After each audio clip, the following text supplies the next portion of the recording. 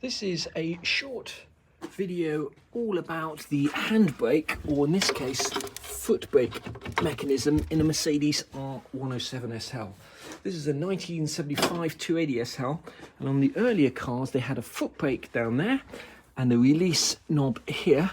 That release knob, incidentally, is still actually available from Euro, I noticed, on their parts list. On the later cars, they had a handbrake here that pulls two cables that run underneath here. Now we have a look at our 450 SL parts car. You can see this is the handbrake mechanism here, and this basically just bolts in there, and these handbrake cables, they go into this fitting here. Now if you look carefully, you can see that there's a rubber fitting on top of there, so if you do take yours to pieces, make sure you don't lose that. That one's still on there, but this one here is in there. Getting the foot brake mechanism out of an earlier SL is far more involved. First of all, there are two hidden nuts, and then there's a Allen bolt holding this end in, and in our particular case that Allen bolt is rounded off and won't come out, so we need to drill it out or cut it out with a Dremel tool, whilst lying upside down getting covered in metal filings or sparks. Now one of the reasons that I want to get this pedal out here is because it's quite rusted and corroded and I want to repaint it, but also on the early SLs they had this switch in the corner here, and that switch in the corner, I've started to refurbish this and put new brackets on, but it is attached to the front footwell through a bolt, and I need, in order to drill a clean hole through there, I need to have that out of the way.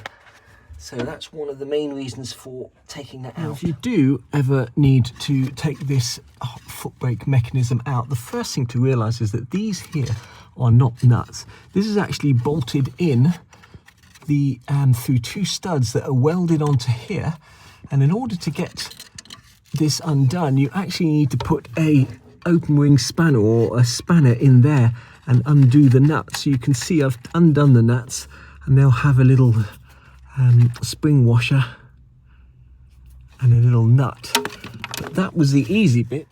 In our particular case, the difficulty that we've got is getting out this fitting there. It's completely rounded, so we can't get an Allen bolt in there, so I'm either going to have to sand off the edges with a finger file, put a socket around there and try an impact wrench. And the difficulty is that the bottom of the dash here does not allow you to get something straight in there. So although that looks like it's loose, it's actually jammed in there. So we're going to try a variety of different methods to get that out. Wow, that took ages to get that hex bolt off, but finally we have drilled it off. And all we need to do now, in theory, is just lift this out and wiggle it out. Just remember, before you start wiggling this out, to undo the foot brake switch light, and then you should just be able to wiggle this, and the next thing you need to do is disconnect the cable from there. Now before you can detach the cable from here, you need to take out this little locking clamp here, and it can be quite difficult to get out, especially if yours is rusted solid like this one was. The easiest way to do it is with a screwdriver and lever it up. So that, once you've got that out, you should be able to unhook this and pull the cable through. Eventually, after a lot of wiggling, you should be able to get this fitting over this hole like so, and then when you move this pedal out the way, this should all just come apart like that. So one of the reasons I needed to take that foot pedal out was because I needed to drill a hole just there. They've put new floor pans and front sections in this car, and I imagine originally there would have been welded fittings where you would attach this little foot support here, but I've had to make my own, which that all fits perfectly in there now. Next up, I just need to carpet this piece with some leftover carpet, and that should all look pickety-boo and then we'll take the foot pedal away, strip it all down, prime it, and then paint it properly, replace all the nuts and bolts so that it'll be nice and easy to get off in the future should anyone want to do so. This piece here I need to trim, it's just slightly too long, and this front console here is knocking on something and is not quite sitting flush, which means I can't quite get the central trim panel on, but we'll sort that out next after we've sorted this foot pedal out. When you buy the interior carpet kit from SJS Car Styling in Germany, you do actually get a piece of carpet. In case you've ever wondered what that is for, you've got a modern Mercedes and it hasn't got this foot pedal in. This random piece of carpet is supposed to fit in there like so. This doesn't fit perfectly, so I'll either have to recut it or just modify this one. Finally managed to drill out that snapped off bolt in there and recut the threads. Took absolutely ages, and now it's time to go over this with a wire wheel before we prime it and paint it. Just before we do that, we're going to take off this plug here and this bracket here and this broken cable tie and maybe the spring and this rubber pedal, just so we've got a sort of clear piece to work with. That important, but just make sure you remember the orientation of that switch before you take it off, and the same with this bracket here. Just going to take that spring out, just remember which way it comes out.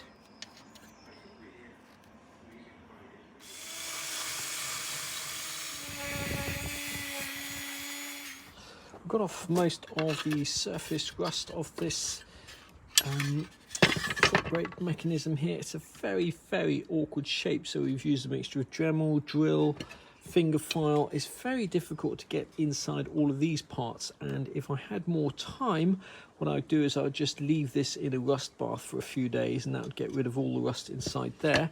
However, one thing I am confident about is that this is an awful lot better than it was.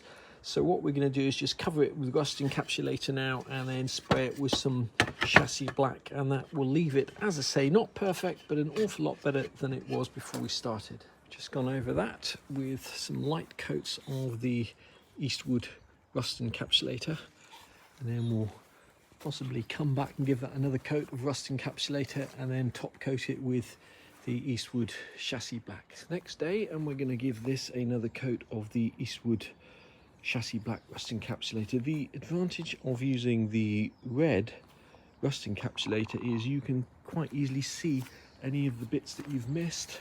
If you use a black rust encapsulator, it's much more difficult. Obviously this pedal also moves, so we've moved it into a different position. We've given those a second coat. Now we're going to leave them for a couple of days while we go off camping in Wales, and they should be done when we get back and ready to put on the car. Back from a few days camping in Wales, and this is all dried. We've put new fittings on it, new nuts, new washers, new spring washers. One of these fittings here. We've greased the mechanism inside there. The only thing that we haven't done is there are two special cable ties that clip in here, which we've got some of those at home, I think. I'm not quite sure what cable they hold in this car, but we'll put them in. And this is now ready to go back on the car. Anybody who's ever done any restoration work will know that as soon as you refurb one piece, the rest of it all looks pretty naff. Now this here is the rod that attaches to the top there and is the foot brake release mechanism, and obviously it's a little bit rusty and it's been over painted, so we're just going to strip all of that down and put some Eastwood galvanizing paint on that, silver galvanizing paint, to bring that up like new. And as I mentioned, you can still get these release knobs from Euro, and they just screw on the end there. I'm going to finish the video here, and you'll notice that I have not put the foot brake pedal back in or that corner unit yet. In fact, I've gone one stage further and taken out the brake pedal here. I'm just going to de-rust this and clean it up, but the main reason for taking this out is not because the brake pedal itself is in particular bad shape, but I just want to show you quickly what the brake pedal attaches to. That brake pedal hooks in this fitting here, and you can see it's all rusty here. So what I'm going to do, you'll never see this, but if you leave it like that, the chances are this will just rust through. So I'm going to get rid of that rust encapsulate everything, and then put the brake pedal back in after we've cleaned everything up. I'm going to finish this video here. The next video is going to be all about this brake booster. and the brake pedal on an automatic, how they fit together and how to refurbish them.